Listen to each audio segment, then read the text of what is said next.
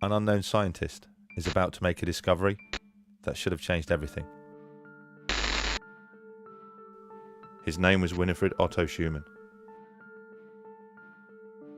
On the day in question, he was teaching his students about the physics of electricity, how a sphere within a sphere can create electrical tension, and subsequently, a frequency. Schumann's class had struggled to understand the subject, so to make it easier, the professor instructed them to imagine the Earth as one sphere and the ionosphere as another. He then asked them to calculate the tension that would exist in between. Having no idea himself, Shumann also began to calculate. Eventually, he arrived at a frequency of approximately 10 Hz.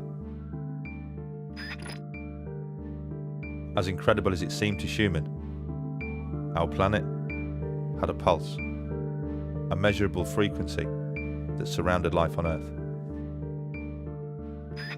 Although the professor was proud of his find, he didn't see it as a hugely significant one, especially as it was only published in a small science journal, confined to the back pages, under the heading of Schumann resonance. It would take several years, and an incredible twist of fate, before the professor would begin to realize the true importance of Schumann resonance. That twist of fate had begun 30 years earlier, with another German scientist by the name of Hans Berger. Using an EEG machine he had built himself, Berger had made the first ever recording of electrical frequency transmitted by the human brain. It was initially suggested the wave be named after the man who'd discovered it, but Berger, being a modest man, elected for an alphabetical name and called it the alpha wave. Shortly after Professor Schumann's discovery, one of Hans Berger's colleagues, a man named Dr. Ankermüller, happened to stumble upon a bedraggled copy of a small scientific journal. The exact same small scientific journal that Professor Schumann's discovery had been published in several years before. He read the piece several times, shaking his head in disbelief. He realized instantly the magnitude of what was in front of him. The frequency of the alpha waves, recorded by Hans Berger, were almost identical to Schumann resonance, the frequency of the Earth.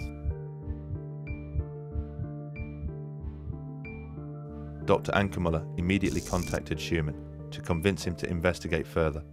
Schumann agreed and worked alongside one of his students to refine his discovery. They studied in detail how tension is discharged by lightning in the Earth ionosphere cavity. Eventually, they came up with an exact frequency. The pulse of the Earth, Schumann resonance, was exactly 7.83 Hz. The discovery was remarkable. Schumann resonance wasn't just similar to the alpha waves of the human brain, it was identical. The brain's frequency, which controlled our creativity, our performance, our stress, anxiety, and our immune system, had somehow tuned in to the frequency of the planet. The pulse of the Earth had become the pulse of life itself.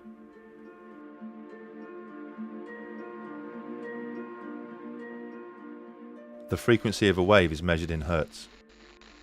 This refers to the number of oscillations the wave makes each second.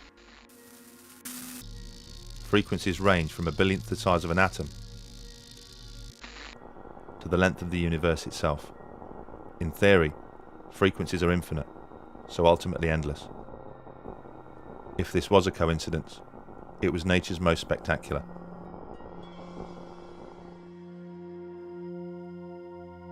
So what did all this mean? It wasn't long before somebody tried to find out. His name was Rutger Weaver, an acclaimed scientist from the Max Planck Institute. In the early 1960s, the professor constructed an underground bunker in order to examine the circadian rhythms of man.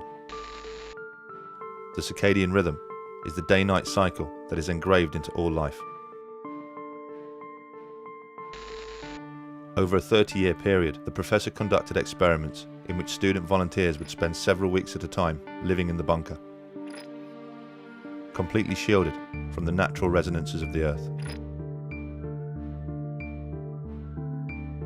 In his results, Weaver noted some astonishing findings. He discovered that when Shumann resonance was filtered out of the bunker, the students' physical and mental health would suffer. He took students down there. He didn't trust to do it with ill or old people. He took young students down there because he knew, Weaver knew that there would be an effect. So obviously underground you don't have Shumann resonance. You only have the transverse magnetic fields from in the Earth. So by putting them underground, they started feeling sick, having headaches. Their circadian rhythm was completely upset. The interesting thing was, when he just introduced the 7.8 Hertz frequency with a magnetic pulse generator, that immediately stopped. Weaver would secretly introduce the 7.83 frequency to the bunker via a man-made transmitter. Each time he did so, he noted the ill effects suffered by the volunteers either disappeared or decreased. Their stress, headaches and emotional distress was reduced, and their sense of well-being was restored. All by the introduction of Shumann resonance. Weaver's research had revealed an incredible connection between human health and the natural frequency of the planet.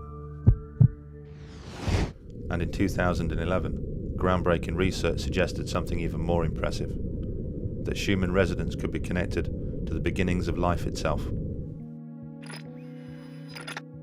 The breakthrough came at the hands of Luc Montagnier, the Nobel Prize-winning scientist who first discovered the HIV virus. The professor was conducting water memory experiments, examining how water could retain a memory of substances that had previously been dissolved in it, when he stumbled upon something that would challenge the very principles of science. All life comes from life. This is a fundamental principle of science, and one which has never been violated in any experiment. Life can only exist where life has existed before. And the mechanism for this has always been understood to be a material one, such as egg and sperm, or spore and cell division. But Luc Montagnier's experiments have offered a very different hypothesis. The professor showed that DNA sequences, the very building blocks of life, communicate with each other in water by emitting low-frequency electromagnetic waves. Even when the DNA was kept in separate test tubes, the professor still recorded electromagnetic communication between them. How sophisticated could this communication be? Well, Luc Montagnier showed they are able to organise nucleotides, the ingredients which actually make up DNA, into brand new DNA. Science has combined these ingredients countless times before, but in no experiment have they ever been able to recreate the spark of life and transform nucleotides into actual DNA, not without DNA already being present. Life, after all, can only exist where life has existed before. But in Luc Montagnier's experiments, the DNA had been completely filtered from the water. Yet new DNA was still formed. Just how was this possible? How had Luc Montagnier managed to achieve what no other scientist could, and create life where no life was present? What was so different about Luc Montagnier's experiments? There was the presence of a frequency which, when removed, would cause the experiments to fail, but when present, would ensure that they would succeed. That frequency was 7.83 Hertz, Shumann resonance.